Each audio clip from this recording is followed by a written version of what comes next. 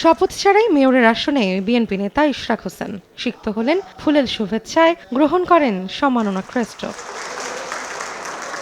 সোমবার সকালে মেয়র পরিচয় দেয়া ব্যানারে ঢাকা দক্ষিণ সিটি নগর ভবনের কর্মকর্তাদের সঙ্গে মতবিনিময় সভায় অংশ নেন তিনি। জরুরি সেবার পাশাপাশি পরিচ্ছন্নতা কার্যক্রম চালু রাখতে বলেন ইশরাক হোসেন। প্রত্যেকটি ওয়ার্ডে যারা ওয়ার্ড সচিবরা রয়েছেন, সেখানে ওয়ার্ড কমিশনের কার্যালয় রয়েছে, সেই কার্যালয়গুলোতে জন্ম নিবন্ধন, মৃত্যু সার্টিফিকেট, ওয়ারিশ সার্টিফিকেট, নাগরিক সার্টিফিকেট, এই আবেদনগুলো ওয়ার্ড কার্যালয়ে ওয়ার্ড সচিবদের মাধ্যমে জমা নেওয়া হবে এবং পরবর্তীতে সেগুলোকে প্রক্রিয়া করে তাদেরকে দেওয়া হবে। মেয়রের বৈধতা নিয়ে সাংবাদিকদের প্রশ্নের জবাবে ইশরাক হোসেন দাবি করেন, রাজনৈতিক কারণেই তাকে দায়িত্ব বুঝিয়ে দেওয়া হচ্ছে না। সুপ্রিম কোর্টের আপিল বিভাগ কর্তৃক যখন আমার যে মেয়রের গ্যাজেটকে চ্যালেঞ্জ করে যে রিট করা হয়েছিল, সেটিকে যখন নিষ্পত্তি করে গ্যাজেটটিকে বহাল রাখা হয়েছে, সেই মুহূর্তে থেকে সেই প্রশাসক অবৈধ হয়ে গিয়েছে।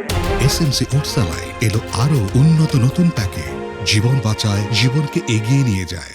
ডেঙ্গু মোকাবিলায় ৭০টি ওয়ার্ডের প্রতিনিধির সঙ্গে মতবিনিময় করেন ইশরাক হোসেন। মঙ্গলবারও জরুরি পরিষেবা নিয়ে আলোচনা করবেন তিনি। বুধবার বসবেন স্বাস্থ্য বিভাগের কর্মকর্তাদের সঙ্গে।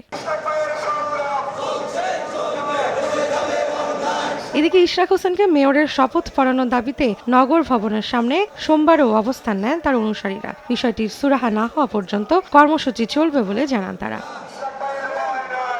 রৌনক নিয়ন্তা, সময় সংবাদ, ঢাকা।